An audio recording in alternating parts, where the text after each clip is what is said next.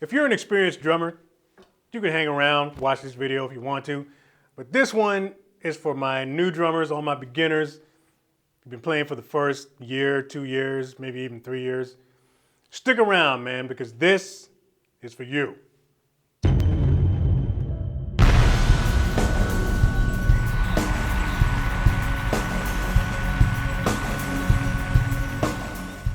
Before we get started, man, I just want to give a shout out to someone in particular.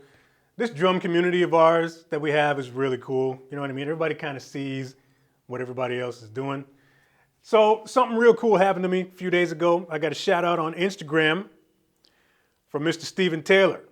Stephen Taylor, Stephen's Drum Shed. You might be familiar with his channel. I'd be surprised if you're not, because he's got a ton of subscribers. But he reached out, man. He sent me a private message, and it was really cool and encouraging, and just wanted to say hey. And there could have been a meetup for some barbecue, but he's in the US. I'm up here. Couldn't really make it happen. But shout out to Stephen Taylor, man. Thanks much for reaching out. That was really cool of you.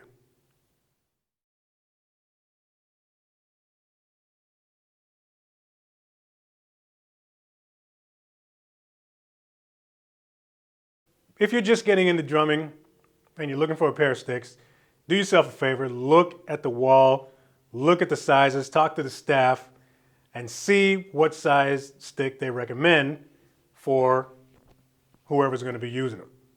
If you're doing your own shopping and you're in the store yourself, you're standing in front of that wall trying some sticks out, make sure you try a few pairs, man, because some pairs are going to feel better than other ones.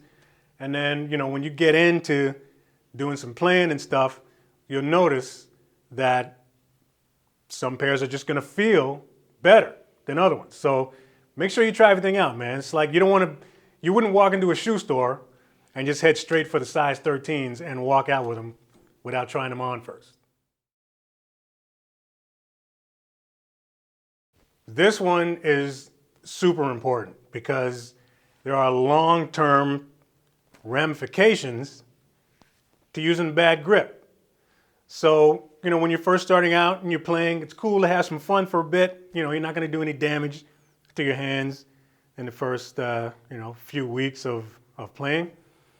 But eventually, you got to do some research and learn proper grip. Whether you want to start out with the match grip or dive right into traditional, there's a lot of fine mechanics involved in both grips. And these mechanics, done properly, will prevent any kind of short-term or long-term injury. I'll never forget, there was this one girl who walked into the store. She was probably 13, 14, and she had a cast on her arm. She went to the doctor, and the doctor told her that she had to stop playing. And it was directly because she was bashing the crap out of her drums, and she did some damage in this area. So I don't know how long she was actually playing like that, but however long it was enough to mess her hand up. So, you know, her parents walked in with her, and, you know, we're just asking, I said, what happened? What happened to your daughter? And they told us, you know, that she was hitting the drums way too hard and messed up her hand. So when you're that young, man, that doesn't need to happen. Make sure you research match grip, traditional grip if you want. Learn about French, German, American, all of those. Take some time, do some research. You'll avoid any kind of injury later on down the road. So you can buy some instructional videos, you know, you can take some lessons if you want, or you can check out this channel, because I'm going to give you what you need.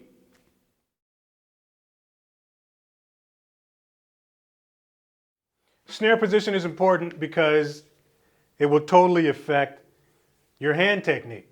Because, I mean, if it's at a certain position, it can totally sort of hamper proper technique just because of where it's sitting.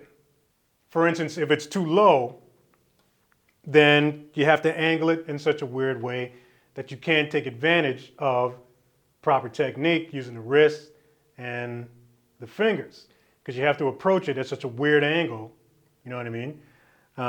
You're sort of missing out on all the benefits of using proper hand technique.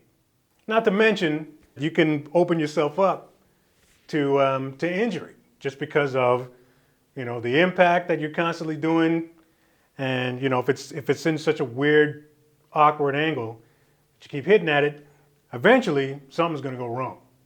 Same case if it's too high. So make sure that your snare is set at a proper position. There's a video on my channel called How to Set Up Your Kit for Maximum Performance. Make sure you check that out, man. You get some really useful tips on how anyone can set up their kit in what I believe is the smartest way according to your actual physical makeup. So no matter what size you are, like how tall you are, how short you are, there's an ergonomic way to set your kit up that will sort of encourage proper technique all around.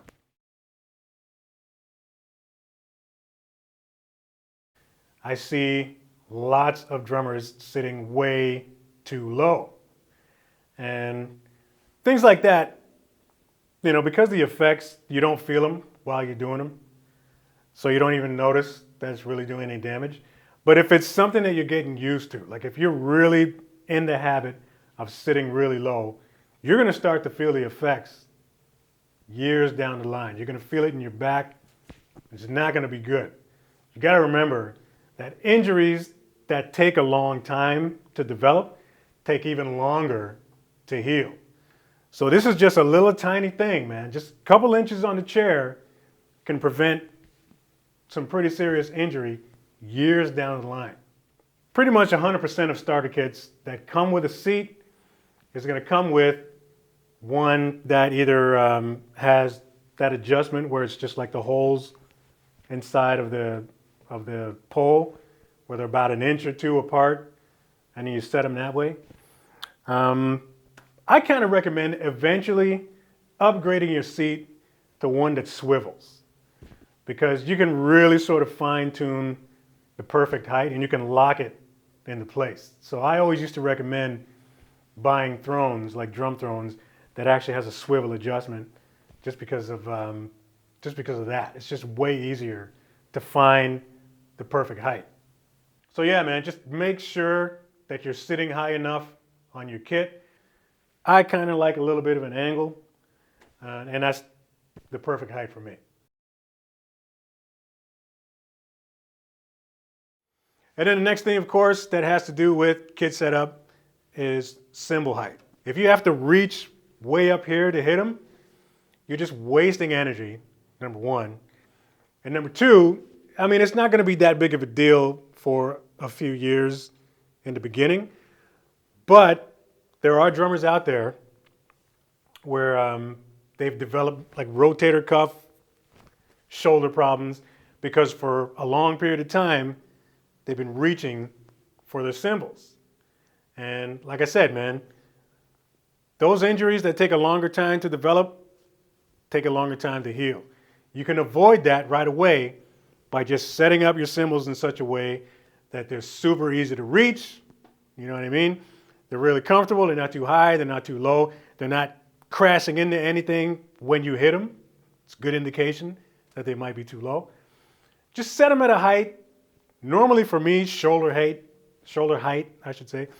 Shoulder height is cool. I've been setting my cymbals up around this level for years. I've never had any kind of injuries or nothing like that. They're super comfortable to play, easy to reach. I can stay centered, you know what I mean?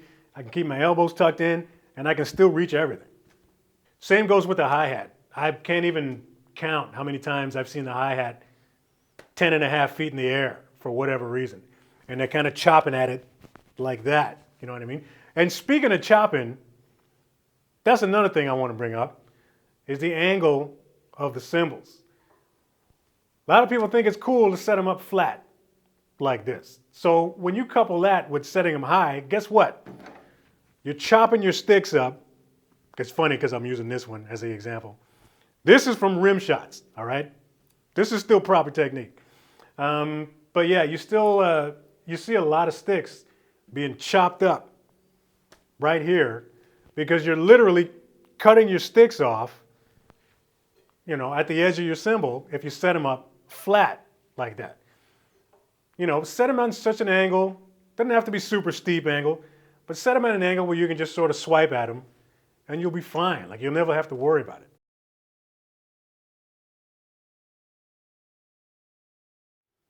Get used to using ear protection when you're practicing, especially when you're young. When you're just getting into drums, actually it doesn't matter how old you are, but especially with the younger ones, when you're just getting into drums and you start to get really excited, if you're anything like me, you practice for a long time, man. I used to practice 4 or 5 hours at a time on the regular. When you're smacking away at your drums at full volume for that long, and you're not protecting your ears, that could potentially turn into something a little bit later. So just get into the habit, you know what I mean? Get yourself some ear protection. Those Vic Firth phones are pretty cool. You can use plugs, just the regular plugs you can get at any drugstore or whatever. There's the foam ones, but there are also filters. There are ear filters that you can get that are really cool. So they're kind of like plugs, but they have holes in them, so they still let a little bit of sound in. So it just cuts off a lot of the top end frequencies, a lot of the more damaging frequencies that can do some long-term damage to your ears. So yeah, when you're in the drum shop next time, or that music store, you're talking to the guy in the drum department or the girl, whoever you're talking to, just ask them about ear protection. See what the options are, and see which ones you like. I kind of like the plugs instead of the big cans, but whatever. I mean, it's personal taste. So there it is, man. That's my advice. Take it or leave it, but I think it actually will help you in the long run. And other than that, just have fun with it, because this is indeed the coolest instrument on the planet. Thanks for watching. Share this video if you dig it, especially if it's with someone that you know that just bought their first kit. Like, subscribe. See you next video.